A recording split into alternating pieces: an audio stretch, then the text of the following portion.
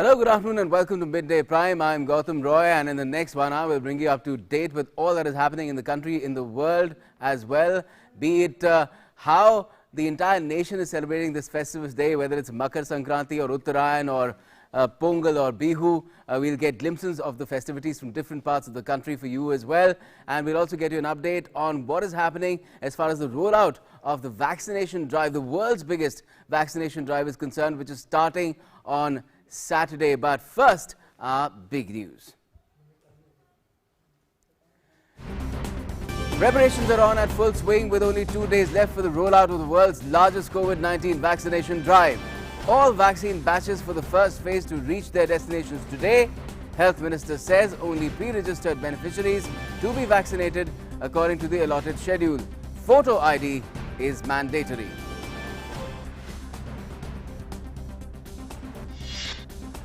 The country today celebrates the festivals of Makar Sankranti, Pongal and Magh Bihu. The festivals mark the beginning of northward movement of the sun.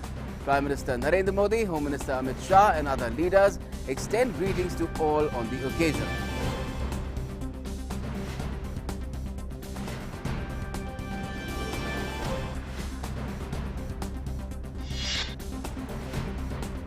Armed Forces Veterans Day is being celebrated today to honour the services rendered by the veterans of the forces. Speaking at the annual event organised in Delhi, Army Chief General M.M. Narvane says, despite the challenging year, armed forces have guarded the northern borders bravely.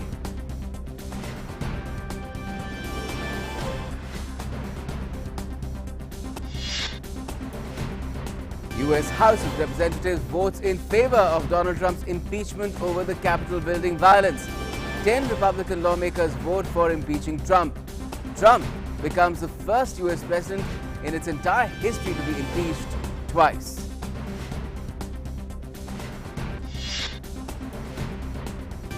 Joe Biden expresses hope that the Senate will deal with their constitutional responsibilities on impeachment while working on other important businesses. Senate Majority Leader Mitch McConnell calls upon the Congress and executive to focus on smooth transfer of power.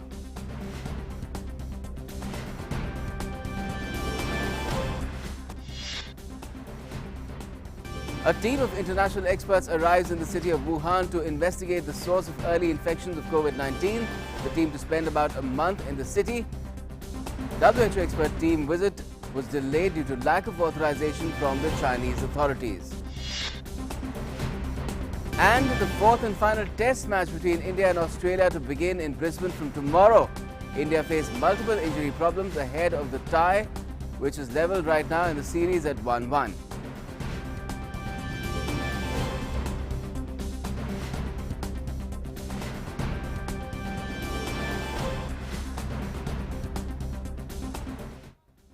Okay, let's get cracking straight away with the big news of the hour.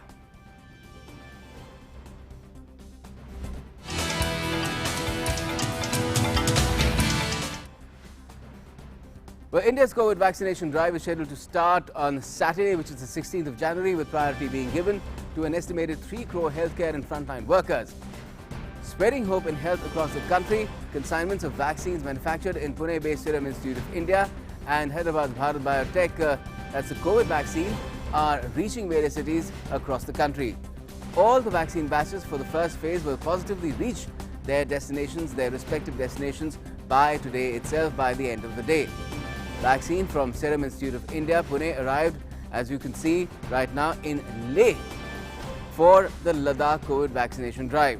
Ladakh BJP MP Jamyang Sering Namgyal received the consignment at the airport and handed it over to Leh CMO.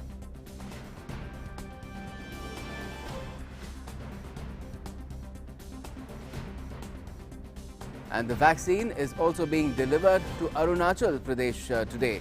And what has happened, of course, and has been happening through the course of the last couple of days is Sikkim yesterday received its first batch of 1,250 vials of COVID-19 vaccine. The vaccine has been stored in a walk-in cooler at the cold chain section in the STNM hospital complex in Gangtok.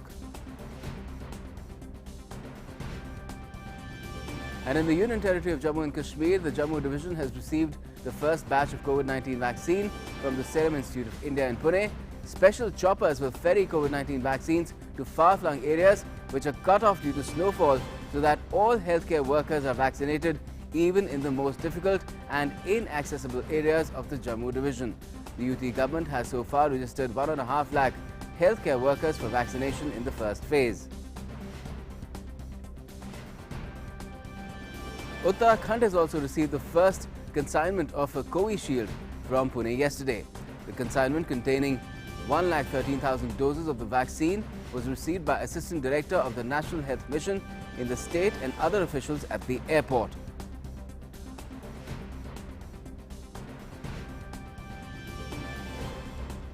And in the run-up to the vaccination drive, Union Health Minister Dr. Harshvardhan has clarified some of the FAQs for all to stay informed and to stay safe. Now, these pertain to the registration process, photo identification and the CoWIN app as well. Let's take a look at some of them. What are these FAQs like? It's all about the vaccination drive. Now, if the question is what photo ID do I need to register on the CoWIN app, the answer right there is registration is mandatory for general population. Everybody needs to register. That's the only way that you can get the vaccine. And further on, self-registration can be done using any of the 12 approved photo IDs. The next question that then arises, of course, is which photo IDs are approved for registration on CoWIN app? Well, these are driving license, passport, Aadhaar, PAN, voter ID, Manrega card, pension document, which has a photograph. Every document has to have a photograph. There's a smart card issued by RJ under NPR, Health Insurance Smart Card, service iCards of central, state or PSU employees as well. So these are 12 kind that you can use for the purpose of registration. Any will suffice. Now, how will I know if I'm eligible for vaccination? Well, the answer is eligible beneficiaries will be informed on their registered mobile phone number. And further on, what will happen is this is regarding the health facility for vaccination and the scheduled time. So you get an SMS which will tell you where to go, when to go to get yourself vaccinated.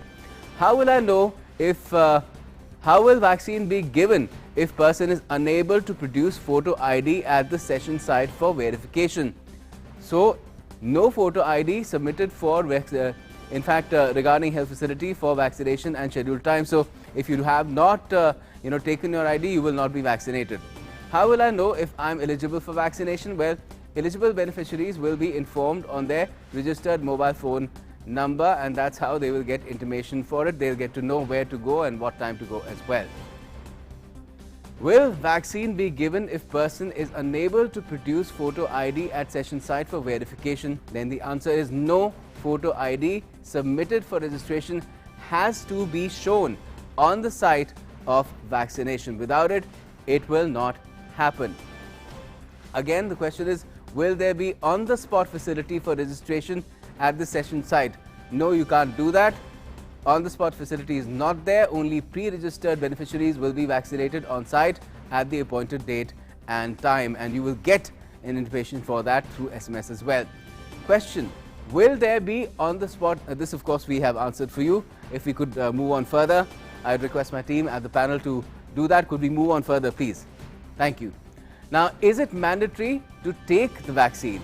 The answer there is vaccination is voluntary, but advisable to receive complete schedule to protect self and limit the spread of the virus to others as well. Because both these purposes will be served if you take the vaccine, which is not mandatory. How will beneficiary get information about due date for vaccination? Well, beneficiary will get the SMS on their mobile phone for vaccination place, date, time after their registration. So that will come straight to you on your cell phone. Again, a question: will beneficiaries get update on their vaccination status after completion? The answer is yes. SMS will be received on mobile phone after getting the due doses. And once you've got all the doses, and right now it's 2 doses, you'll get a QR code based certificate that will tell you, and you can show it other places as well where it is required, that you have indeed been vaccinated completely and you are completely safe to go anywhere. You won't be spreading the disease, or you won't have the disease in the future. Again, a question is it necessary for COVID recovered person to get vaccinated? The answer there is it's advisable to receive complete schedule of vaccine irrespective of past history of infection. So you should get the vaccine even if you were infected. And further on, this will also help in developing a strong immune response as well. So, no matter you've been infected in the past or not, whether you were symptomatic or not, you should get the vaccine. Also, if we move on further again, yes, thank you. Now, can a person having confirmed or suspected COVID infection get vaccinated? Now, the answer to that is infected person should defer vaccination for a minimum of 14 days after symptoms have been resolved. So, once your symptoms are gone, wait for 14 days and then get yourself a vaccine, because there's a risk of spreading the virus to others at the session site if you go there while you are still infected, while you are symptomatic. Further on, if you look at some of the essential FAQs that need answers, well, what preventive or cautionary measures need to be taken by beneficiaries at the vaccine sites, from Saturday onwards. Now, you must rest at the vaccination site for at least half an hour after getting the shot, because that will tell you whether you're okay or not after the vaccine shot. And if you're not, then inform the nearest health authorities or A&M or ASHA in case of any subsequent discomfort or uneasiness. That is very important. If you feel any discomfort, uneasiness after getting the shot, inform the health officials present there. And keep following COVID appropriate behavior with masks, social distancing and hand washing and sanitation as well, even after you've been vaccinated. That is very, very important. Now, are approved vaccines safe? That's a basic question, and the answer is regulatory bodies have cleared both vaccines for emergency use after assessing both safety and efficacy. So, it'll be a good idea to get the vaccine. Are approved vaccines safe? That question we have answered. If we move on further, if I could request my team on the panel to move on further. What about possible side effects? Thank you. Most vaccines have common side effects like mild fever, pain, where the shot has been given, and that passes very quickly. And arrangements have been made at vaccination sites to deal with side effects and any adverse events as well. So these are some of the basic questions that have been answered.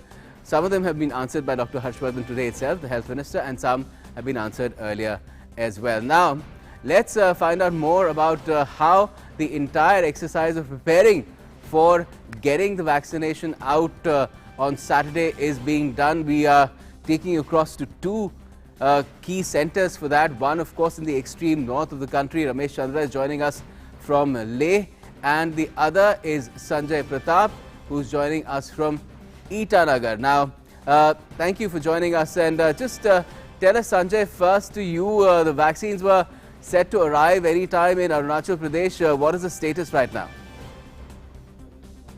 Gautam, आपने अभी recently आपकी Arunachal is receiving COVID vaccine doses today.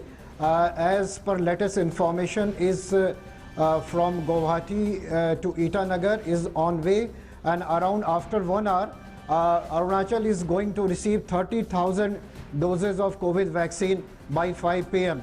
at Tomoriba Institute of Health and Medical Sciences, where the vaccine stock will be received. All arrangements are made, and the district coordinating officer and the mission mode coordinating officers are there.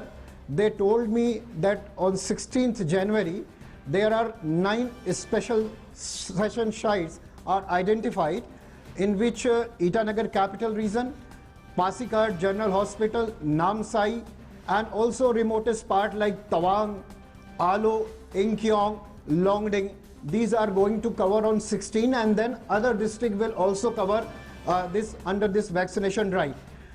The state has targeted more than 23,000 healthcare workers who have been already identified to be vaccinated on this vaccination first phase drive, and among this around 2,600 health workers are in capital region Itanagar.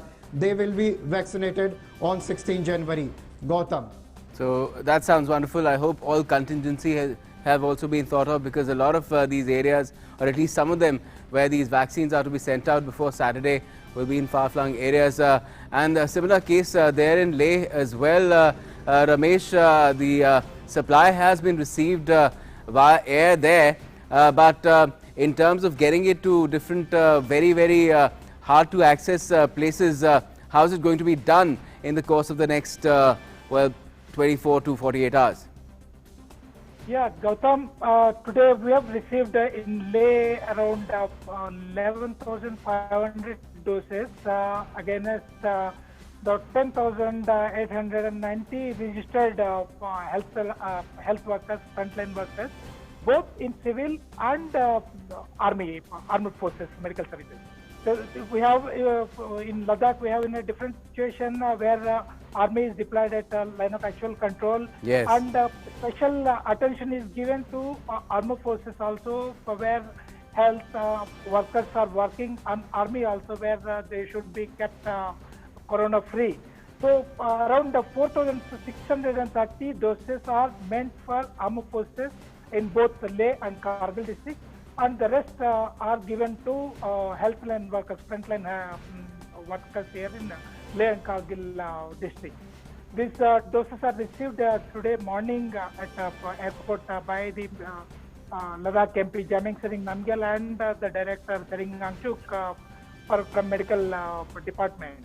And these were right now stored in CMO's office, where separate arrangements are made to maintain the required temperatures, because even in the days temperatures are falling sub-zero. So it has to be very carefully preserved till 16th of January. And as far as distribution is concerned, from Leh, Demchok is the farthest place where the vaccine is going to be administered on 16th. Okay. This is going to be an interesting because as government is giving every care to frontline workers and last mile public health centers. Certainly. So this is very interesting, and as you were saying, in some cut-off places where snowbound places, army or Air Force helis are going to be used to distribute the vaccine. Okay, great. Let's hope that everything goes smoothly and the vaccination drive can begin as scheduled on Saturday. Thanks a lot for joining us for the moment, Ramesh as well as Sanjay, from two different locations, one in the extreme north, which is Leh in Ladakh, and from Itanagar in Arunachal Pradesh as well in the northeast. Okay, let's now move on to what is our developing story at the moment.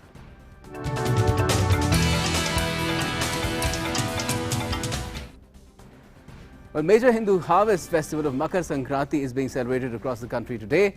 Makar Sankranti is an ideal illustration of unity and diversity.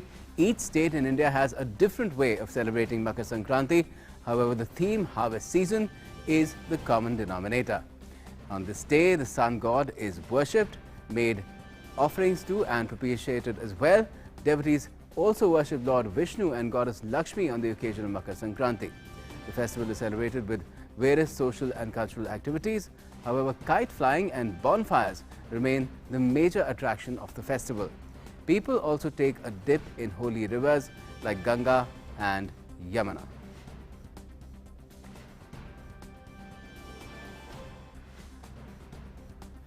And the previous day as well, the festival of Lodi was also celebrated. It is around the same theme of festivities around harvest, and Prime Minister Narendra Modi has extended greetings to the citizens on Makar Sankranti. In a tweet, he said, and I quote, "Makar Sankranti is marked with enthusiasm in several parts of India. This auspicious festival illustrates India's diversity and the vibrancy of our traditions. It also reaffirms the importance of respecting Mother Nature. Magh Bihu wishes to everyone, may the coming times be filled with happiness. With the blessings of Almighty, may there be brotherhood and wellness all around."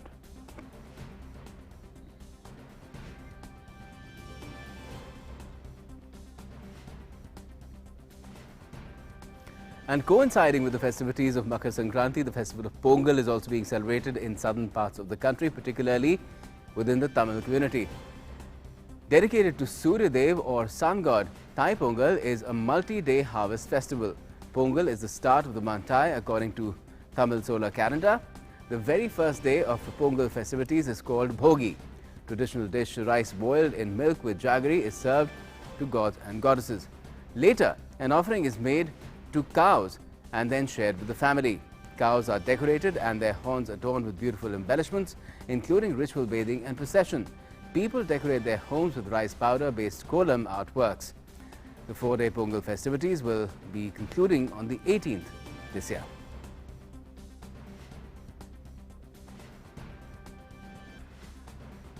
And Prime Minister Narendra Modi has also extended greetings on Pongal. He has tweeted and said, and I quote, "Pongal greetings to all, especially my Tamil sisters and brothers. This special festival showcases the best of Tamil culture. May we be blessed with good health and success. May this festival also inspire us to live in harmony with nature and further the spirit of compassion."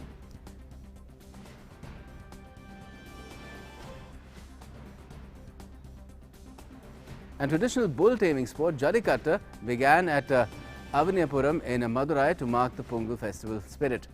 The game was organized this year, keeping restrictions amid the COVID-19 pandemic in mind. The robust sport involves releasing a bull into a crowd of people who attempt to grab it and ride it. It's performed during the 4-day Pongal festival and is hugely popular in southern India.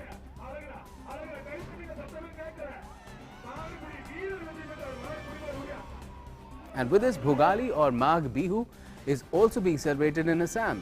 One of the most popular festivals of Assam, Magh Bihu, is a joyous, colourful harvest gala celebrated with great gusto. In the early morning of Bihu, Meji or bonfire is lit and the festival is celebrated with some amazing folk songs accompanied with traditional instruments. The Assamese folk songs are vital to the Bihu festival. And Prime Minister Modi has also extended his greetings on the occasion of Bihu. In a tweet he said, and I quote, "May the coming times be filled with happiness. With the blessings of Almighty, may there be brotherhood and wellness all around."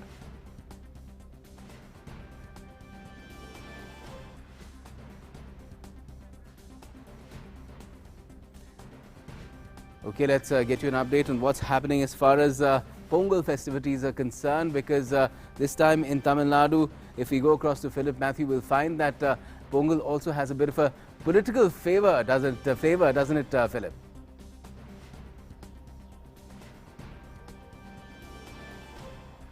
Absolutely, Gautam. In fact, we've had a succession of political leaders arriving here in Tamil Nadu.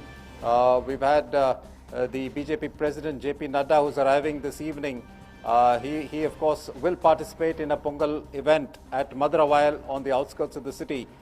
He will be given a glimpse into the festivities that are a hallmark of rural Tamil Nadu. He will also ride a bullock cart and he will partake in the festival with the villagers in that region. Apart from that, of course, we have RSS Chief Mohan Bhagwat also, who was here this morning and took part in a community Pongal event, again on the outskirts of Chennai. Again, it was marked by celebrations of the Pongal rice being boiled, as well as the Gau Puja and other events. If the festival and the day today has been extremely festive as well. We've seen people celebrating despite COVID around, and they've taken all precautions. Even Jallikattu has taken place, so quite a good day there over there.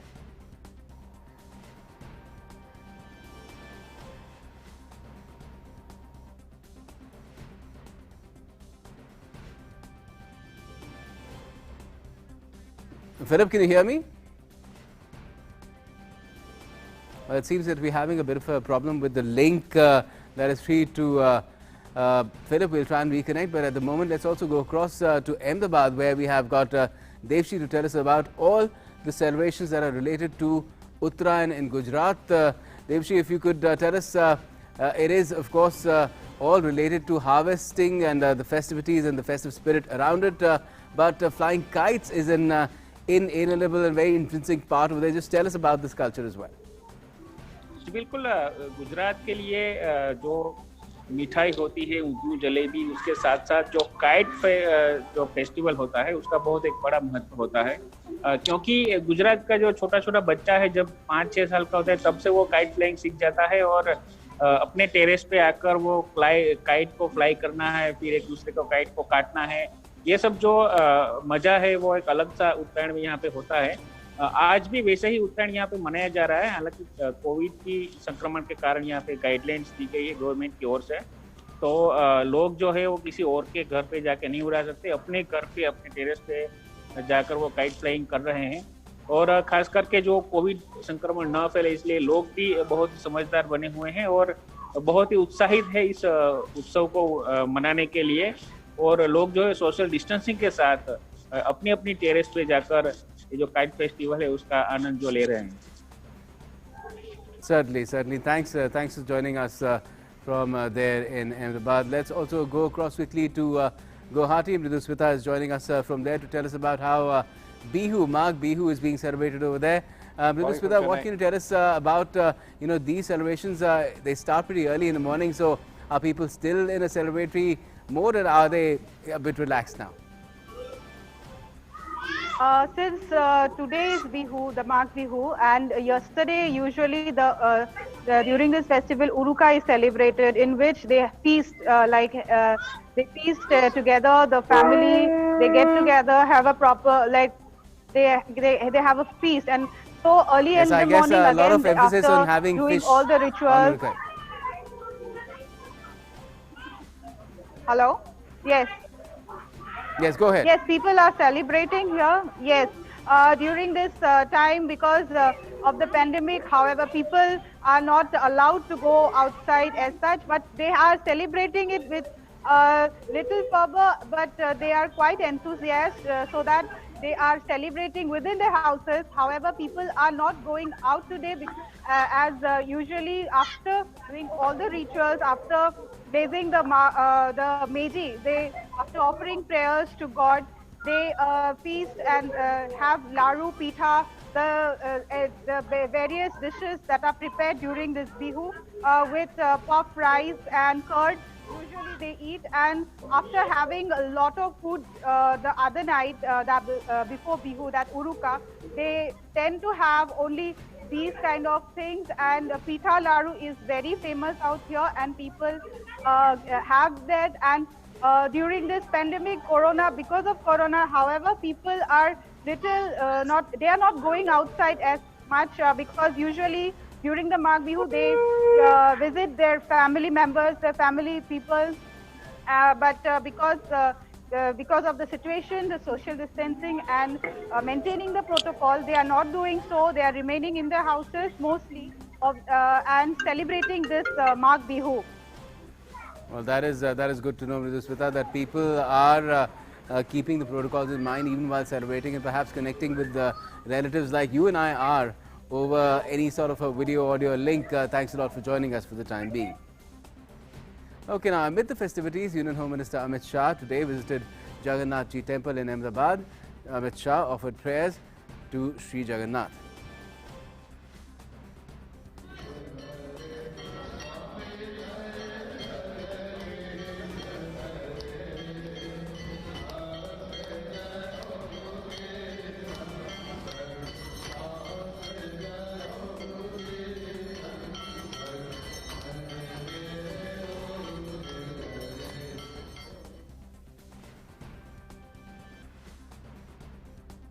So that was the Home Minister in Ahmedabad, and Philip Matthew, when he was talking to me just a short while back from Chennai, did mention this. RSS Chief Mohan Bhagwat offered prayers at the Sri Kadambari Chinnama Temple and participated in community Pongal celebrations at the Punyamamedu on the outskirts of Chennai. Today he offered prayers at the temple, participated in Gav Puja and took part in Pongal festivities on the occasion. Addressing the gathering, he wished the people of Tamil Nadu and said that it was a matter of great joy for him to be present in the state during the festive season. He called for cordiality and sweet relationships among people in keeping with the festive spirit, pointing out that Pongal was celebrated for 3 days in Tamil Nadu. Unlike in the rest of India, where it was a day-long festival, he said the worship of sun god and the cow represents man's bond with nature and his gratitude for its role in daily life.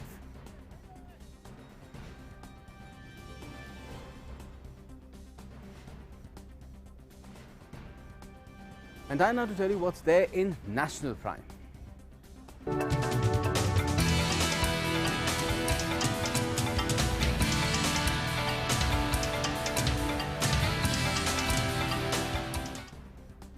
Well, Armed Forces Veterans Day is being celebrated today. The Army took lead service for conduct of the event at Delhi. The events of this year have been scaled down to cater to COVID restrictions placed by the government.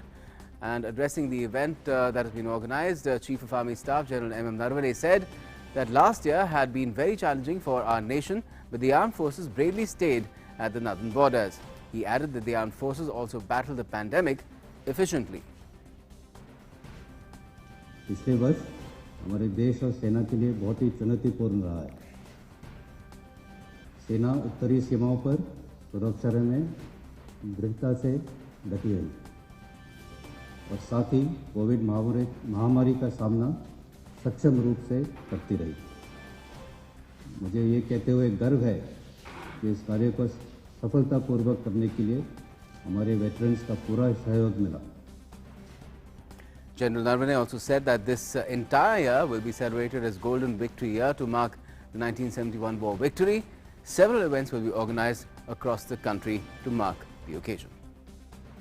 ये पूरा साल 1971 के युद्ध के विजय प्राप्त होने के उपलक्ष्य में स्वर्णिम विजय वर्ष के रूप में मनाया जाएगा और देश भर में अलग-अलग जगहों पर कई कार्यक्रमों का आयोजन किया जाएगा, जैसे कि एग्जीबिशन, बैंड डिस्प्लेज, परेड इत्यादि।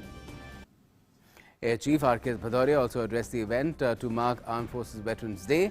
He also extolled the Directorate of Air Force Veterans for its grievance redressing system and for its yet-to-be launched initiative of making available online all the information pertaining to our veterans. DAV is functioning quite well. In DAV, one, they bring out a booklet every year which updates all the procedures, all the policy matters, forms, etc., what's to be done. So as a matter of education, as a matter of bringing out what needs to be done is put on paper very clearly. The next big step is to handle digitization and digitization of all the records, every single record. This is a big task and going electronic, but it has been initiated.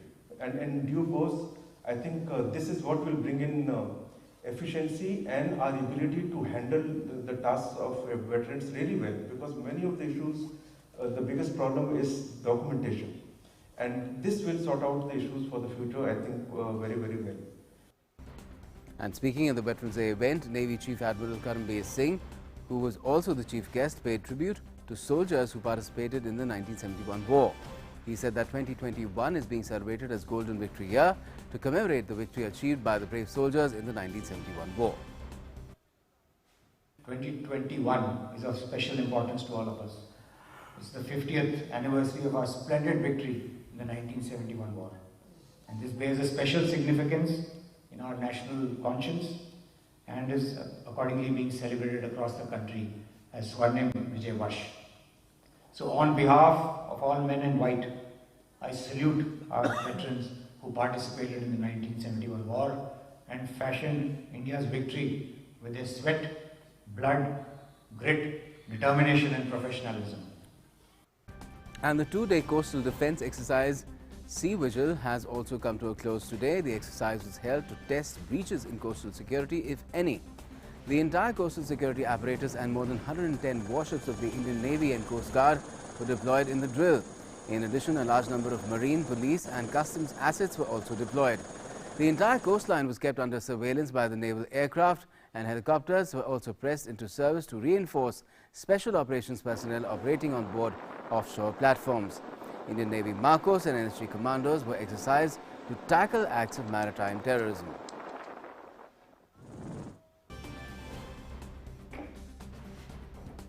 Union Minister for Science and Technology Dr. Harshvardhan on Thursday inaugurated the National Institute of Science, Communication and Policy Research, formed through the merger of National Institute of Science, Communication and Information Resources and Council of Scientific and Industrial Research, National Institute of Science, Technology and Development Studies.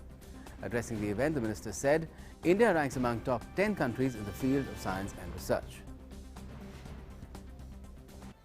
जिस भी parameter पर हम देश को विज्ञान की भारत की प्रगति को विश्लेषण करते हैं, कंपेयर करते हैं दुनिया के दूसरे देशों से, मिलके कंपेयर करते हैं तो हम देखते हैं सब जगह पर हम ऐसा नहीं कि कोई हम 50वें 60वें रैंक पे चल रहे हैं। हमारा हर जगह रैंक जो है वो पहले नंबर से लेकर 10 नंबर के बीचों बीच ही होता है मोटे तौर पर। ये खाली CSIR की बात नहीं, ये सभी जितने हमारे वैज्ञानिक उपलब्धियां हैं, बहुत सारी जगह पे तो हम शायद नंबर 1 पे हैं, मैं उनकी डिटेल्स में नहीं जा रहा। यानी कि हम ऑलरेडी जो है एक सिग्निफिकेंट स्थान पर पहुंच चुके हैं, जहां से एक ठीक प्रकार से अगर एक जंप और अगली हमने लगाई तो निश्चित रूप से हम जो है बहुत सारी लोगों के लिए सुखदायी खबरें जो हैं और सुखदायी कारण ऐसे प्रोड्यूस कर सकते हैं। And India can go much higher in the rankings as well as far as science R&D is concerned. Now in Midday Prime, it's time to get you all news and updates from the world of business and economy.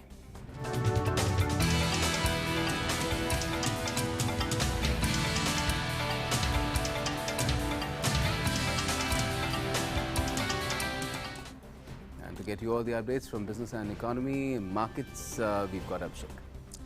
Thank you, Gautam. And to start with, we have business wrap.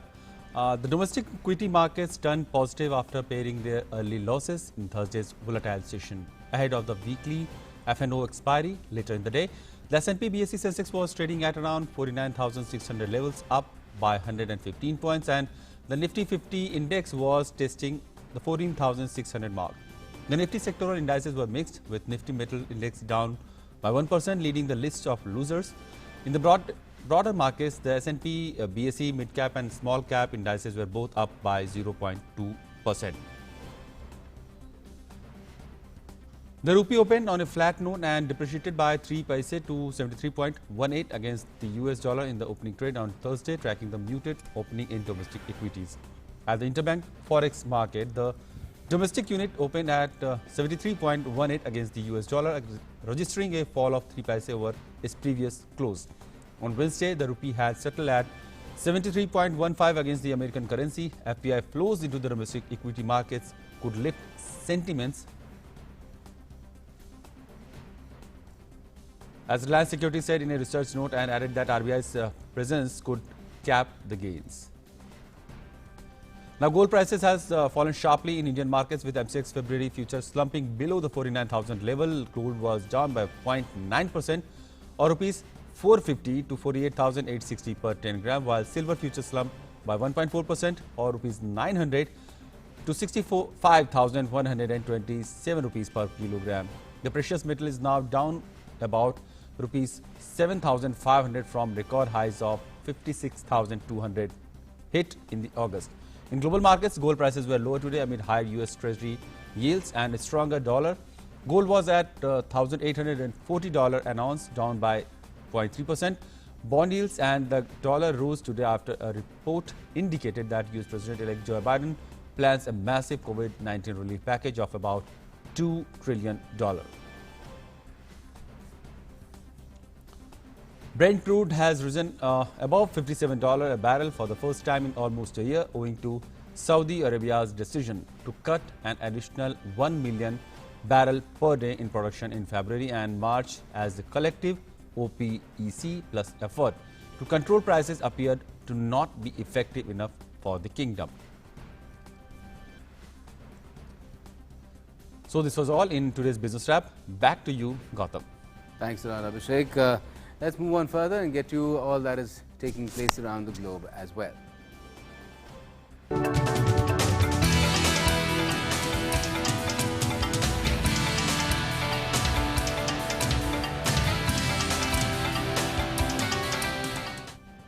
Well, the U.S. House of Representatives on late Wednesday approved the impeachment motion against U.S. President Donald Trump. U.S. House Speaker Nancy Pelosi signed the enforcement of the article of impeachment against Donald Trump that her chamber passed earlier in the day. And with this, Trump became the first president in American history to be impeached twice. During the voting of Trump's impeachment motion in the House of Representatives, 232 votes were cast in favor of the motion and 197 in the opposition. Surprisingly, 10 lawmakers of President Donald Trump's Republican Party also voted in favor of the motion. With this, Trump became the first president in American history to be impeached twice. The article will now go to the Senate for an impeachment trial. The motion accuses the president for inciting supporters for insurrection. It added that Trump encouraged his supporters to lay siege to the Capitol building when the Electoral College votes were counting and the process was disrupted as people attacked. 5 people, including a police officer, were killed in the incident. Emotional impeachment debate conducted with extraordinary security unfolded with passionate arguments from both sides. Most Americans want neither inaction nor retribution. They want durable, bipartisan justice. That path is still available, but is not the path we are on today. That doesn't mean the president is free from fault. The president bears responsibility for Wednesday's attack on Congress by mob rioters. After Trump's impeachment, U.S. House Speaker Nancy Pelosi said that in a bipartisan way, the U.S. House demonstrated that no one is above the law. And we know that the President of the United States incited this insurrection, this armed rebellion against our common country. He must go. He is a clear and present danger to the nation that we all love. And then came that day of fire we all experienced.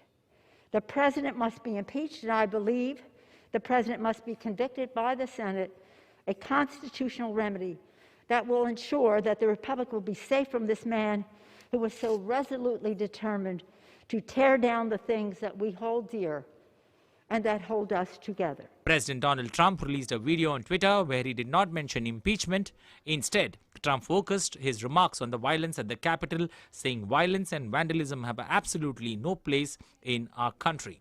Whether you are on the right or on the left, a Democrat or a Republican, there is never a justification for violence. No excuses, no exceptions. America is a nation of laws. Those who engaged in the attacks last week will be brought to justice. Every American deserves to have their voice heard in a respectful and peaceful way. That is your First Amendment right. But I cannot emphasize that there must be no violence, no law-breaking, and no vandalism of any kind. Everyone must follow our laws and obey the instructions of law enforcement. Meanwhile, the Senate Majority Leader Mitch McConnell of the Republican Party has stated that owing to the rules, procedures and precedents governing the presidential impeachments, there is no chance that a fair or serious trial could conclude before Biden is sworn in. He further called upon the Congress and the executive to focus on an orderly transfer of power. Security up near Vice President Mike Pence's house as well as the Capitol Hill post Trump's impeachment by the House. As many as 15,000 National Guard troops, including some armed members, have been ordered in Washington to secure the city before U.S. President-elect Joe Biden's inauguration, with new fencing and other security measures engulfing the U.S. Capitol area. Bureau Report. And social media platforms have been scrambling to eliminate or limit the reach of inflammatory content and accounts in the wake of the U.S. Capitol riots and ahead of next week's inauguration of President-elect Joe Biden. U.S. President Donald Trump's access to social media has been largely cut off since a violent mob of his supporters stormed the Capitol in Washington, D.C. in a deadly attack on the 6th of January. After Twitter and YouTube, image-centric social network Snapchat has permanently banned Donald Trump from the platform. Snapchat has officially stated an indefinite suspension of President Trump's Snapchat account is in the best interest of Snapchat community. The decision has been taken in the interest of public safety and based on Trump's attempts to spread misinformation, hate speech and incite violence.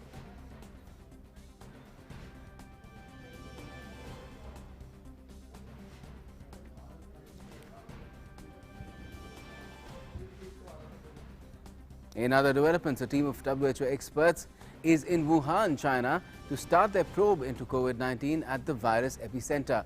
The 10 scientists will investigate the origins of the new virus in a mission that comes more than a year after the pandemic began. The team is currently under quarantine in central Hubei province, from where they are communicating with Chinese medical experts by video. Wuhan is the central city where the first cluster of cases was detected in December 2019. WHO Chief Tedros Adhanom Ghebreyesus has said that the organization looks forward to working with China on the mission to identify the source of the virus and how it entered the human population.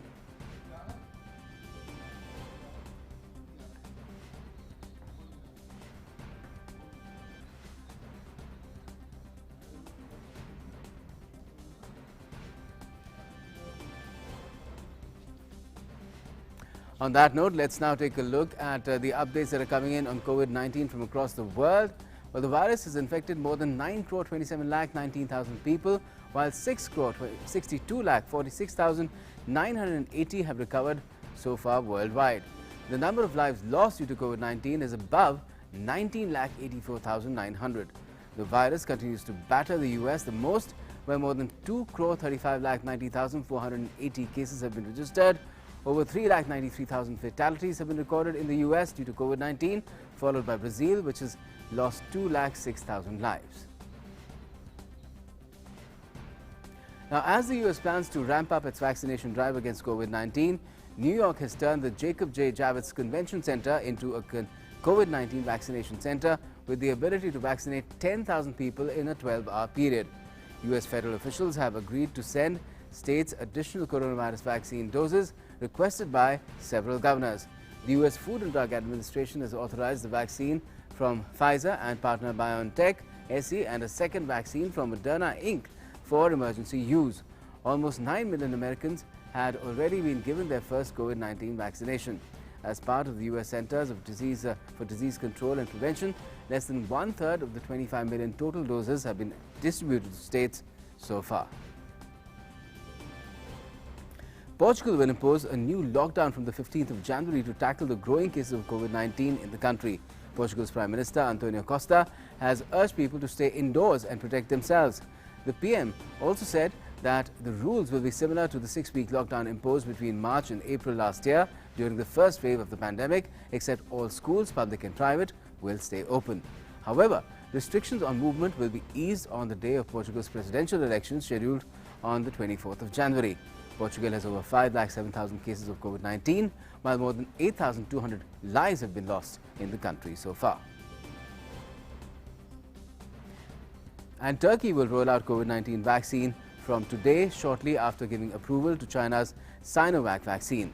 The country focuses on providing the vaccine shots to health workers and to people above 65 years of age first. The third group will include young adults and some other categories, with a fourth group covering the rest. The vaccines have been distributed to public health storage facilities in all of Turkey's 81 provinces. Turkey has ordered 50 million doses of Sinovac vaccine, out of which it has received 3 million doses. Turkey, having more than 23,55,000 cases of COVID-19, has imposed nighttime curfew to control the soaring cases of the disease. Russian Chumakov Research Center and Development of Immune and Biological Products is all set to apply for state registration of its vaccine, while the verdict by Health Ministry is expected in February. The vaccine developed by the center uses a traditional approach where a patient gets a shot of a dead virus part to start the production of antibodies. Such an approach was the reason the start of the vaccine development took longer than its counterparts. Chumakov Center vaccine is currently undergoing phase 2 of clinical trials, which would show its efficiency.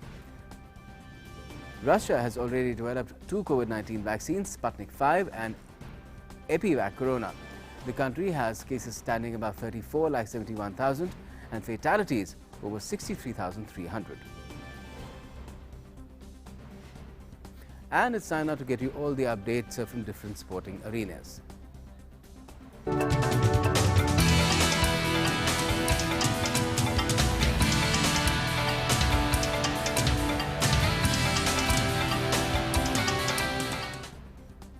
For all the sporting action, let's go over to Suchitra. Thank you, Gautam. And let's start with some cricket news. After snatching a draw from the jaws of defeat in their previous encounter, Ajinkya Rahane-led Team India will face Tim Paine's Australia in the 4th and final test match of the Border Gavaskar Trophy at the Gabba on Friday. It will be a contest between an Indian side scrambling to put their best 11 on the park and a full-strength Australia at a venue the hosts haven't lost a test since 1988.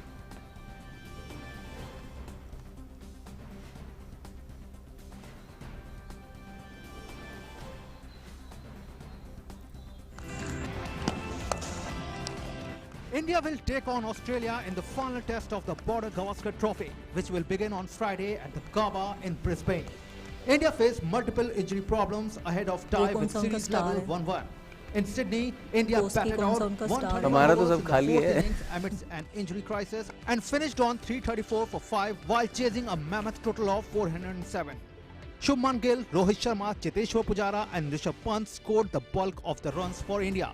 Later, Harma Vihari and Ravichandran Ashwin formed a terrific partnership and battled tremendous pain to play out 262 balls, scoring 62 runs. Skipper Ajinkya Rahane and key batsman Cheteshwar Pujara hit form over the past 2 tests, and in the absence of Virat Kohli, they have stepped up to keep up the series alive after the historic low of 36 in Adelaide. The injuries are still being monitored. I think our medical staff is looking into them. They're working with all the players. So I won't be in a position to comment exactly how it stands at the moment. We would like to give them as much time as we can. I think it'll be tomorrow morning only you'll know which 11 is going to take place. For Australia, a shoulder injury to Will Pucovski could open the doors for Marcus Harris to be David Warner's opening partner. The bowling quartet of Mitchell Starc, Josh Hazlewood, Pat Cummins and Nathan Lyon have been as good as ever, with Cummins leading the wicket chart in the series. The Brisbane cricket ground has been Australia's fortress. The home team has lost a game at the Gabba in 1988 against the mighty West Indians. However, despite the injuries to Team India, we can expect a close contest in this series decider given the fight that we saw from the side in the 3rd test. Sports Desk, DD India. Will Pucovski has been ruled out of the final test against India due to the shoulder injury he sustained at the SCG. Marcus Harris, the Victoria left-hander, is confirmed as his replacement. Pucovski landed heavily in the field when diving to make a save on the final day and later went for scans. He travelled to Brisbane with the rest of the squad but did not train in the 2 days leading up to the test. Mohammad Azharuddin of Kerala played one of the finest knocks in the history of Syed Mushtaq Ali Trophy to guide his team to a dominant 8-wicket win against Mumbai at the Wankhede Stadium on Wednesday. 26-year-old Azharuddin slammed a 37-ball century, the joint fastest by an Indian player in the format, as Kerala achieved Mumbai's 197-run target in just 15.5 overs. Azharuddin, named after former India captain and stylish batsman Mohammad Azharuddin, became the first centurion from Kerala in T20. On to football. Young England midfielder Phil Foden helped Man City beat Brighton and get back in the title race in EPL. Foden-inspired 1-0 victory over Brighton at Etihad Stadium moved City into the Premier League's top 3 for the first time this season. It was also the first time this season or last that City have won 7 games in a row in all competitions, or gone 8 without defeat in the league, or 14 unbeaten in all competitions. Ivan Cavaleiro scored a late header to earn Premier League strugglers Fulham a hard-fought draw against Tottenham. Cavaliero's goal cancelled out Harry Kane's first-half header. Cavaleiro sealed a remarkable turnaround for a struggling side.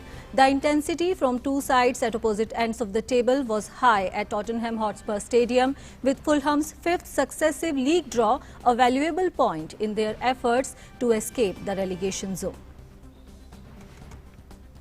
Fulham's manager Scott Parker said it was scandalous to be given just 2 days' notice to face Jose Mourinho's men after Spurs' game at Aston Villa was postponed because of a COVID-19 outbreak in the Villa camp. Parker said he was proud of his players for securing battling draw at Tottenham after being ordered to play at short notice by the Premier League. And those were some top sports stories. Back to you, Gautam. Thank you, Suchitra. And now it's time to get you what is happening on the softer side of hard news, which is Live Prime.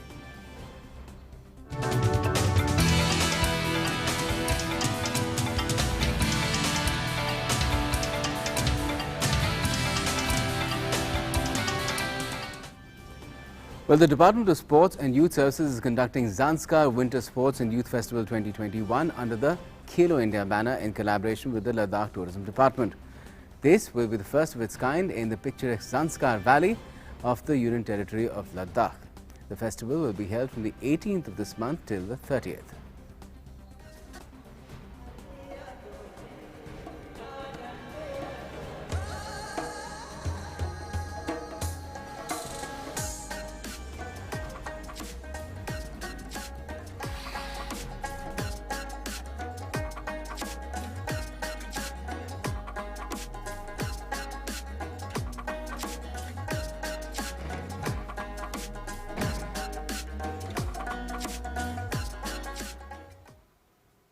That'll be quite a captivating event. And that's all we have for the moment as far as this edition of Midday Prime is concerned. But we keep tracking all the developments for you, including how preparations are underway. The vaccines are reaching their destinations for the rollout of the world's biggest vaccination campaign starting Saturday. And in the meantime, it is always good to mask up and stay safe.